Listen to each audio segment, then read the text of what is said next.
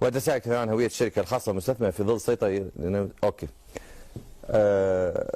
الخبر حاطينه غلط انتم، مو في شيء تحت غلط. لم تمر فضيحة قول الحقيقة حول الاحتلالين الروسي والإيراني لسوريا وإن خطأ على تلفزيون أسد مرور الكرام، ولم تكتف وزارة إعلامه بإيقاف برنامج الكابتن الذي تم فيه الخطأ. خلينا نحط خطين تحت هي الكلمة. مدير قناة السورية والإخبارية ومدير المعلوماتية في الهيئة العامة للإذاعة والتلفزيون يقالون من مناصبهم.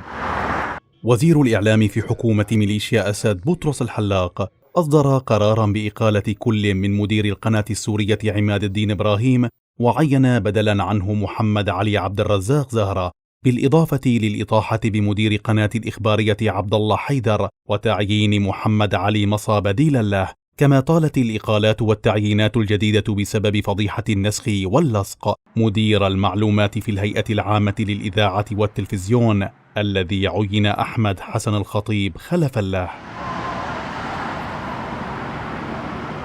التغييرات الجديدة جاءت بعد سلسلة من الكوارث والسقطات المهنية التي لا تنتهي لوسائل إعلام أسد، آخرها الانتقادات الكبيرة لاستضافة الإخبارية السورية للكاتب المصري يوسف زيدان المعروف بمواقفه المؤيدة لإسرائيل والتطبيع معها، ما يظهر حجم التخبط وغياب التنسيق وافتقار كوادر قنوات أسد لأبسط أساسيات الصحافة والإعلام ومدى تأثير الوساطات والمحسوبيات.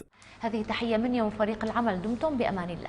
ليس بعيدا عن هفوات وسقطات إعلام أسد وقرارات الإقالة والتعيينات، فحجم التهكم والتعليقات السلبية على قرار إيقاف برنامج الكابتن أثبت بشكل لا لبس فيه أن السكان في مناطق سيطرة ميليشيا أسد لا دراية ولا علم لهم بما تقدمه قنواته من برامج، ولا خلفية لديهم بأسماء المقدمين والمعدين وغيرهم، خاصة في ظل أزمة الكهرباء التي لا تصلهم سوى لساعات قليلة يوميا.